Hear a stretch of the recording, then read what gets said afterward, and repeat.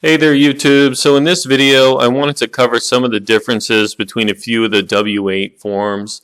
So everybody's familiar with the form W-9, right, which is a withholding certificate used for US persons.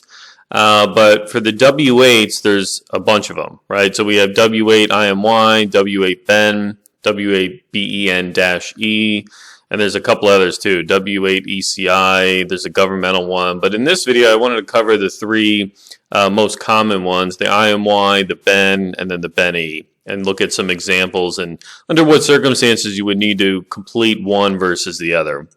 So if we start at the top here, we got our W-8IMY. This is a certificate that's used by foreign partnerships for the most part, right? So it's foreign intermediary or foreign pass-through entities. So if they're treated as a partnership or a pass-through entity for federal tax purposes and it's a foreign entity, then it's going to need to complete this W-8IMY. So for example, here we have Bob and Jane create a Cayman Islands limited partnership and they name it Investment Partners 4 LP. The LP is a foreign partnership because again it's a partnership and it's formed under the laws of the Cayman Islands, right, which is a non-US jurisdiction. And under the tax code, a foreign partnership is a partnership that's not domestic, right? That's kind of the standard. So we do have a foreign partnership here. Now, the LP is by default treated as a pass-through entity partnership for federal tax purposes. So in this case, the appropriate W-8 form would be the W-8IMY. And now just a little kind of side note here, which is really important. This is still a foreign partnership even if Bob and Jane are U.S. persons. So Bob and Jane are U.S., let's say they're U.S. citizens, they live and work in New York. They're the partners in this Cayman Islands LP. If they're going to provide a withholding certificate to, let's say, a bank or a broker, they still provide a W-8IMY because this is a foreign partnership, okay? Very important. Okay, so let's move on to the next one. We have the W-8BEN. The W-8BEN is used for foreign persons that are individuals, right? And that's in contrast to the next one down on the list is for foreign corporate entities. So W-8BEN, generally you're completing this if you're a non-resident of the U.S. and an individual.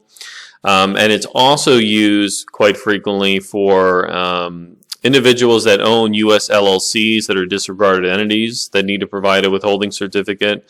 There's often a lot of confusion here. If you have an LLC that's a disregarded entity and it's owned by a non-U.S. individual and you're opening an account, let's say, you have to provide a W-8BEN. You do not do a W-9. You would only do the W-9 if you had a C-Corp election in place or if this was a partnership, a U.S. partnership. In this case, it's not. So if we look at two examples here, we have Hans. He's a German citizen, lives in Berlin, and he opens a brokerage account in the U.S. And the bank asks him to complete whatever withholding certificate is appropriate. He should complete a W-8BEN because he's a foreign individual, right? If we look at the next example here, we have Derek. He's a French citizen and resident of Paris. He opens a Delaware LLC. He's the sole owner. Under the default rules, the LLC is a single-member LLC that is a disregarded entity for federal tax purposes. So Derek goes to open a U.S. bank account for the LLC. He's opening a corporate account. The bank asks him or the LLC to complete the appropriate withholding certificate. Because the LLC is a disregarded entity, Derek should complete a form W-8BEN using his personal information and not the LLC's. And that's again because the LLC, although legally it exists for federal tax purposes, it's completely transparent. That's what it means to be a disregarded entity. Okay, let's look at the last example here. We have W-8BEN-E.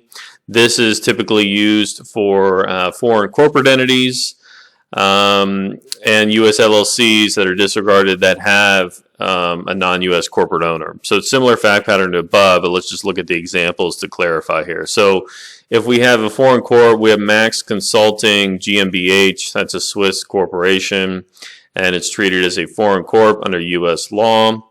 Max Consulting GmbH wants to open a U.S. bank account, and it's asked to complete a withholding certificate.